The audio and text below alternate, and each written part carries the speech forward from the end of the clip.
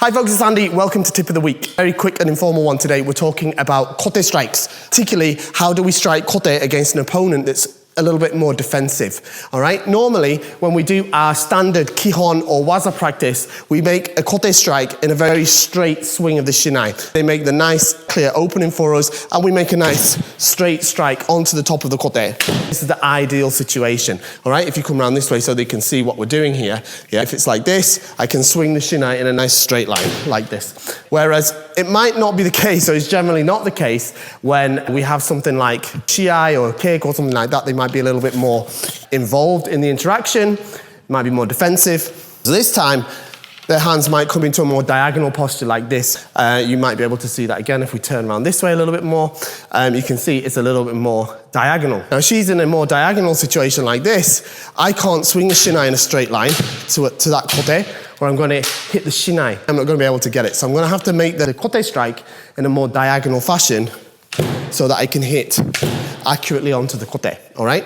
So the key points for this are, one, we want to make sure that our hasuji, that's the cutting line, is correct.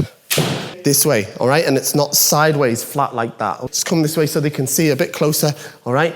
So it should be this way and not this way. So we don't want to hit with the side of the shinai, we want to hit correctly this way. This is very important. Number two is that my left hand stays in the middle of my body as I do this, all right?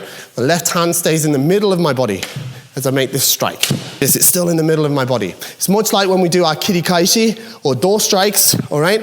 It's a similar movement, but this time we're hitting to the kote.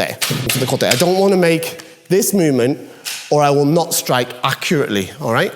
Third point is the direction or the angle that I choose for my shinai to travel along must be parallel to her shinai. So her shinai is at this angle here. Let's maybe turn around so they can see a little bit easier. Shinai is at this angle here. My shinai needs to travel at a similar angle to that so that it can strike nice and accurately.